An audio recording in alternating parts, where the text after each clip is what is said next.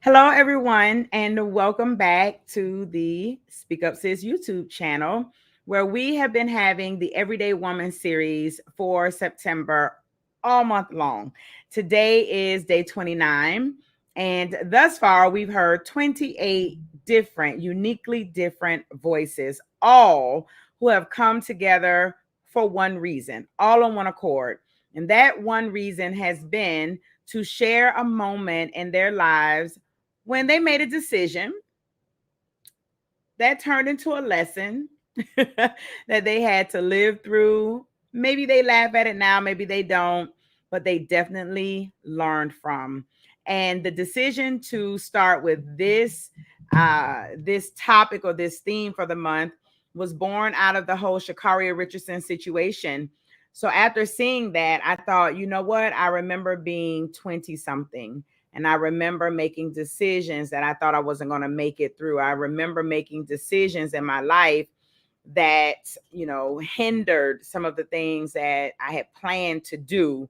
And so I decided for the month of September to bring in 30 women who would be willing to be vulnerable, transparent, and honest, to stand in solidarity with Sha'Carri Richardson and all the other Sha'Carri Richardsons of the world, to say, listen, little sis, we get it. We've been there. We know what you're going through. This too shall pass. You're going to be okay. And so today is day 29. We're going to continue doing this. We've got another amazing woman in the building tonight. Let me tell you, I've been waiting on her all month long because she's a riot. And I know whatever is going to come out of her mouth is going to be good stuff. So before I bring Miss Tashura Lamar, also known as Tashura Talks, onto the platform, I'd like to thank our day 29 sponsor, KKG Kreationz. KKG Kreationz specializes in custom blinged and non-bling shoes, mugs, tumblers, apparel, and more. Just let me say this. I have had an opportunity to go into the KKG Kreationz store and purchase some items and actually see what's in there. Everything is amazing. There isn't anything in this store, online or physically in the store, that isn't amazing. So I personally put my John Hancock on what you're going to get. It's going to be good. All right. So follow them on Instagram at KKG Kreationz 1. That's Kreationz with a K and a Z. KKG Kreationz, the number 1. TikTok and Facebook at KKG Kreationz, and at their website, which is kkgkreationz.com. And the website will be scrolling at the bottom of the screen tonight during the broadcast. Thank you so much, KKG Kreationz, for sponsoring day 29 of the Everyday Woman series. Now, let's go ahead and bring up Miss Tashura Talks. How you doing, sis? It's good to see you. Good to see you too. Hey, Freedom. Hey, Virtuous. Hey. Listen, y'all, we done named our lots, okay? Yep. Stay out our business. Just stay Don't out worry of our about business. We flowing over here. We flowing over here. Hey. So listen, first let me say thank you so much for saying yes to coming into the space to share. I know you and I chopped it up a little bit beyond this platform, and you have got one heck of a testimony. And I'm just grateful that you're willing to share even just a little bit of it here on the platform. I know you're going to bless some people today, so thank you. You're welcome. Thank you for getting this out of me. Let's get it. So I'm going to move out of the way because everybody came to hear you tonight. Are you ready? Yes, I'm ready. All right, let's get it. All right, so I'm going to drop it because I only got a high 15. So at 23, I had a job. I was working at a major retail store. About 2 weeks in, they called me downstairs. I go downstairs. No, they called me upstairs. I was working downstairs. So I go upstairs to the big boss's office, and he told me, we have to terminate you because you lied on your job application. I said, sir, what did I lie about? Actually, I was 21, not 23. Sorry. He said, you said that you didn't have a felony conviction. And when we ran your background, it says that you did have one.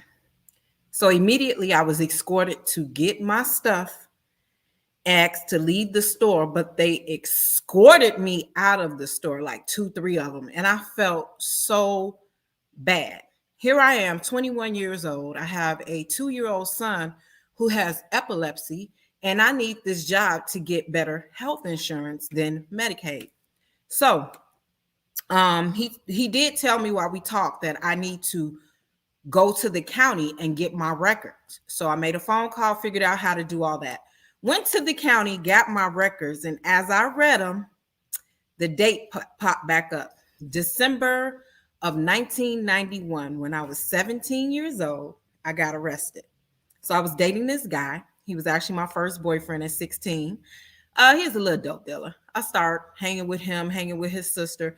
Me and him broke up, but I still continued to hang with his sister. And I saw the life that she was living, the clothes she was buying, the money she had access to, the wine, the weed, whatever. Going out to clubs, we spending money. And I'm like, hey, I want to do that too. So she put me up on the game, right?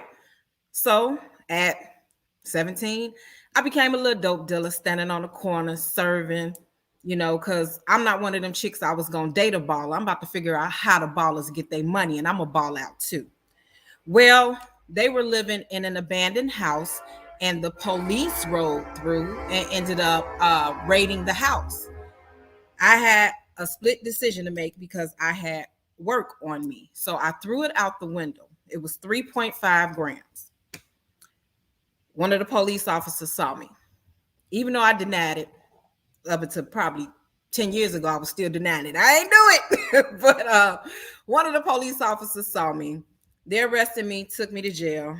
So I sat in the county jail for 3 days. And I sat more than in the county jail. I sat in another jail before I went to the county jail. So it was an experience that I will never, ever, ever forget. So I ended up getting out. I bonded out on my own recognizances, and I ended up going back to school. But at this time, I had a decision to make, and I knew things wasn't good. And I told my African American history teacher, Mr. McGee, I gotta leave school. And he was like, "What do you mean?" And I showed him my paperwork, and he was like, "Damn." So I left that school, enrolled myself into another school. I started working 2 jobs. One as a shampoo girl, the other at Wendy's. I'm going to court every month. And when I go to court, they just say continuance. I don't have an attorney. I'm from the hood. I can't afford an attorney. We broke, we poor. So right after I turned 18 July 12th. On July 18th, I think it was, I went back to court. My public defender, who I had never seen until that day, spoke to me and told me if I plead guilty, they will give me probation. All of this will be over. I don't have to keep taking off work in school, coming to court, right? So I pled guilty. All I knew is I had to go see a probation officer for a year. They did not say you plead guilty, you're going to be a convicted felon. This is going to stay on your record forever. You won't be able to get a job, blah, blah, blah, blah, blah. So, I ended up on probation. My probation ended August 3rd of 1993, and I had my son August 17th of 1993. Throughout that journey, after I learned I had a conviction, because I was actually about to enroll in college, I didn't enroll in school because I figured, what company is going to hire me? I'm a convicted felon. I kept trying to get jobs, and I would be honest with people on my job application and put, yes, I'm a convicted felon. During the interview process, I hear dumb things like, how long were you in jail? Never served time. How long were you on drugs? Never been on drugs, sir. I just sold them. Even though I didn't say that, but I would say I've never been on drugs. It was just always these derogatory remarks that just made me feel like I had no hope. Like, what was I going to do? I was told to go to my alderman and they can help get it expunged and all of this stuff. So I went to the alderman. The alderman told me I'm going to have to grease some palms to make this go away. What do you mean, sir? What do you mean grease palms? Well, we're going to need money to pay such and such and pay such and such. Well, if I had money, I wouldn't be in this mess. I would have had an attorney. So at that point, my dreams of being a receptionist, because that was my dream job, was over with. I felt I was never going to get a job. So I used my God-given gifts and talents, which was being a nail tech. I was blessed. I never went to nail school a day in my life, but I was one of the best nail techs in Chicago. So I just really started putting my effort into having my own business, being a nail tech. I went from being a nail tech, getting married. I ended up going to cosmetology school. Once I was married, graduated from cosmetology school, ended up working at a hair salon. About a year later or 2 years later, no, it was like a year later, after getting my cosmetology license, I ended up owning that hair salon. I ended up, once my ex-husband graduated from DeVry, I enrolled in DeVry. And when I sat down and looked at the paperwork and it asked, have you been convicted of a felony within the last 5 years? I was blessed because by then my felony was 10 years old. But what I found out is if you have been convicted of a felony within the last 5 years, you could not get financial aid. And I was like, what are people gonna do that come out of jail and they want to change their life and they want to get an education, but you're preventing them from moving forward? Okay, so I ended up enrolling, learning about business. That ended up being my niche. That ended up what I became good at. Anything I did with my hands and anything I put my mind to, I became good at. I have been blessed over the years. Yes, I have gotten jobs because my felony is now, let's see, my son will be 28. So my felony is 29 years old. And everybody is like, you could just go get it expunged. My felony is not expungible. I have petitioned the governor twice. When you petition the governor for executive clemency, there is no time frame that he has to answer yes or no. The first time I did it was when I first found out I had the felony in 95. I didn't get a no until 96, no, 99, something like that. The second time I did it was when a governor was pardoning all these people before he got out of office. So I sent mine in. I was pregnant with my daughter, so that had to be 2001. I think I finally heard back 2008 that he said no. By this time, hey, I got businesses. I'm good.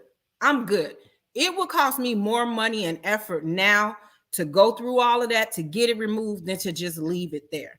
I don't look at it as a curse.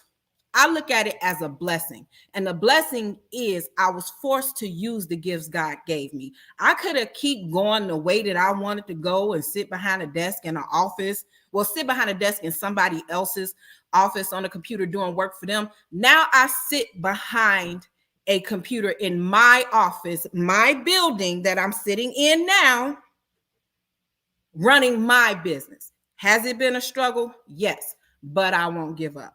I want to keep moving. I am going to keep moving. So 3.5 grams changed my life. Lessons learned. Make better choices in men.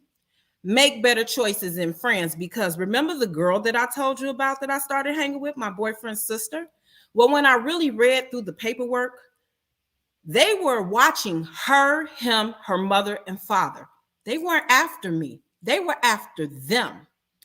They had a warrant out for her arrest. She got arraigned. Her mother and father stopped coming to court. Eventually, they caught them, and all they served was 2 weeks in jail. So they have no convictions, but they were still out here living a street life doing dumb stuff. And here I am trying to do good and suffering. But I asked her, did you know that the police were looking for you? Did you know that all of this was because of you? She said, yeah. You sitting here, still selling dope, living in an abandoned house, still doing dumb stuff. I'm not cursed. Not wanting to change your life. You 28 years old. I'm 20. No, she had to be like 30. She was way older than me. But I'm suffering, and you don't want to change anything about your life. You still gonna keep doing dumb stuff, and you got the opportunity to go out here and be anything that you want to be. You have no criminal background. At that point, I stopped talking to her. Okay. Another lesson I learned: crooked politicians, aka greasing palms. It took 5 seconds for me to throw the dope out. I'm sorry. It took 5 seconds for me to throw the dope out the window. It took 5 minutes for them to tell me that I'm guilty. But this thing is going to be with me for a lifetime. A lifetime. It was easy to get in, but it's hard to get out. Biggest lesson I learned: a felony doesn't mean failure.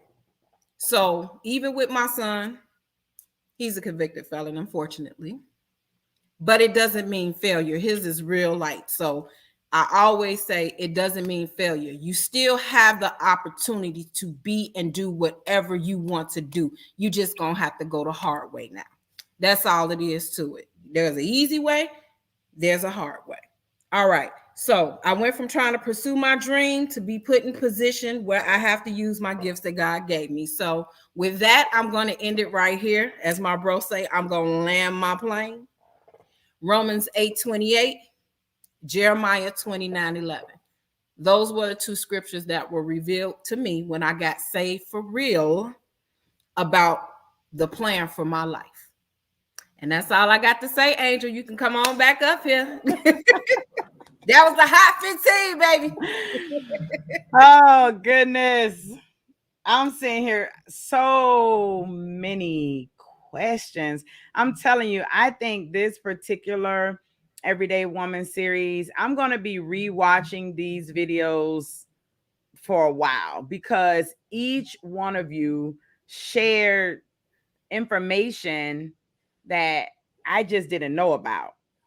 Mm-hmm. And I think that's another great, it is. So primarily this platform allows you to share, right? Allows you to voice the truth of your life. But what I'm also finding, what I've been just sort of processing as I've been watching everybody this month, is that sharing your story also teaches people stuff they don't know. Yes.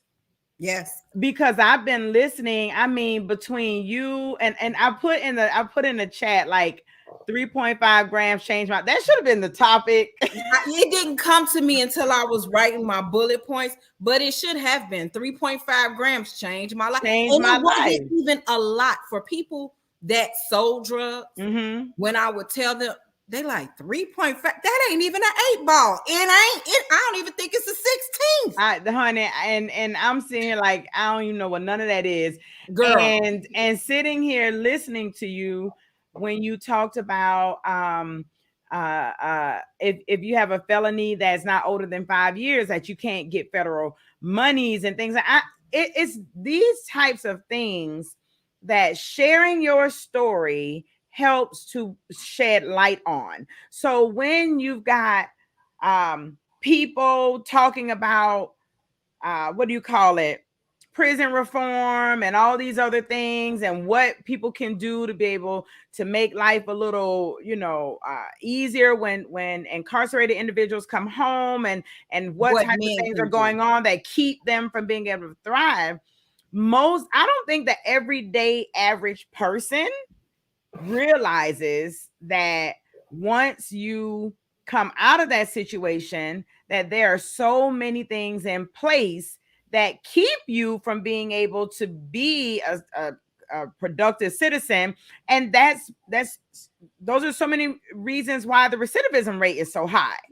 So let me say this. It would have been easier for me if I would have served time in prison than being a convicted felon that never served any prison time. Explain because they have programs that you go through while you're in prison that help you on your way out. I never went in to come out. I only did 3-4 days in the county, but that was enough. They ain't never had to worry about seeing me again. Baby, the stuff. So you're saying you got the fallout of going to prison without going to prison, which means you never get any of the rehabilitative programs. You didn't get to Right. go to college for the free. Right. You didn't I get didn't to do a do all of those trade. things. My Oh, trade was God given. I right. started doing nails when I was 16 in high school. I braided my first braid when I was 5 years old. Everybody just knew I was going to do hair, but Mm-hmm. I don't want to do that, even though I Mm-hmm. was gifted to do it. I don't Mm-hmm. want to do that. I want to do what I'm going to do, and that's be a receptionist. Dang it. Girl, when you said that, I almost fell out. That all I wanted to I do said was sit behind a receptionist. computer, type all day, do paperwork, answer the phone. That's don't be bothered with people. That's all I want to do. Wow. Wow. And look at there. Look at there. God has given you an entire building. He's given you an entire company. Your brain is so creative for I mean, listen, y'all. If you don't learn anything else from this conversation, so I can't tell you what to learn, but what I'm going to say is at the end of the day, just like you said, God knows the plans that he has for us. And as Exactly. long as we continue to keep our eyes focused on the God of heaven, then he will work everything out for our good because we love All him and things. we have been called to purpose. Yep. So it doesn't matter. Felony, not prison, not babies, not you out here committing insurance fraud. Don't do it. Not Right. She was blessed. I reached out to her. I said, girl, you are lucky that yes, your felony is gone. Mine has yes, been with me. It's my baby. It has grown up. It's 28 years old. You honey. know? It's a thorn in the side, but God continues to keep you and cover you and bless you, and you're still here, and now you're in a place where you are openly being vulnerable, honest, and transparent to share your story so Yes. that some other young women, because I'm sure there's some other young women who are sitting right where you are, and they need to know that they get to 30, they get to 40, 50, 60, and they're going to be okay, and not just However, okay, but they're going to be successful. however, let me say this. Stay away from them little dope dealing boys. Because if they are pulled over by the police and they have drugs in their car, Mhm. drugs in their house, whatever, guess who going down to, baby? You are. Yeah. So that's why I said better choices in men Mhm. to an extent. I didn't date drug dealers, and I Right. ended up running into one maybe 5 years ago, and I didn't know that's what he did. He told me he was a barber. Wait a minute. People still selling. People still Girl, drug dealing. the small stuff at that, dude. You still like I was doing that at 17, but anyway. But it wasn't until somebody came to his door Mm-hmm. and he went in his cabinet and then he went to the door and got the money. I said, I see what this is. And I didn't already been in one of these situations where if the police run up in here and there's something in here, I got a conviction already. Yeah. So I got one strike. That would be two strikes because they will automatically assume I know what it is. I didn't Right. been involved with this before. So you have to watch the people that you are around. See, listen, y'all. She from the Shy.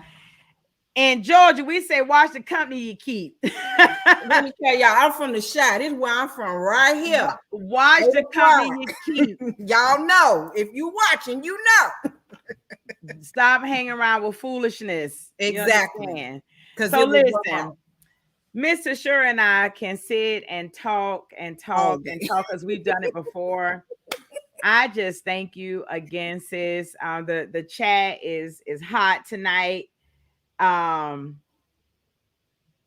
Wait a minute. Valerie said, Angel, the type of drug has changed. Yeah, Oh, yeah. she says the types of Baby, what they but- selling has changed. yeah, but he was still selling the regular old stuff. But yeah, Like it has, yeah. foolishness. You get So even more listen, time now. if y'all like listening to Tashura, I'm gonna go ahead and shout her out right now. Tashura Talks is her platform. She is up and moving. You can see her on lots of different platforms. She guests on other people's podcasts and things of that nature. So please check her out. Tashura Talks on Instagram, Facebook. Make sure that you all TikTok. support TikTok. Make sure you support our Day 29 sponsor, KKG Kreationz. That's Kreationz with a K and a Z at the end. Please support this sister in her endeavors. She got some ish to say. I do. So, and she's saying it. I So talks my please ish. support her. And you did well. Just let me say, you did well. You didn't cuss not one Not time on Speak Up nan Sis. time. When I was talking about old girl, I almost cussed because I wanted to wring her neck. Anybody who's ever been behind the scenes on Speak Up Sis, you'll know why I'm laughing, because I think probably the first thing I say is we don't curse on Speak Up Sis, and everybody's like, we gonna try not to. I'm like, yeah, the Lord gonna hold your tongue. We're gonna bridle your tongue. So get the rocking. Yeah, But I bless God for you, sis. Thank you so much. And thank thank you for you. those of you who joined us tonight. Don't forget, we've got one more amazing woman tomorrow, Miss Naomi Williams. Let me tell you, she is another beautiful. Okay, show up tomorrow. Make sure you're here and support. And if you missed any of the women this month, they're all right here on the Speak Up Sis YouTube channel. If you're watching us right now and you have not subscribed to Speak Up Sis YouTube, like, I don't really know what's wrong with you. What are you Like, doing? with your likes, I'm just joking. Subscribe, please, and click the notification bell and become a part of the Speak Up Sis family. We love you, and we'll see you tomorrow night for day 30 of the Everyday Woman series. Good night, everybody. Bye. Thank Bye. you.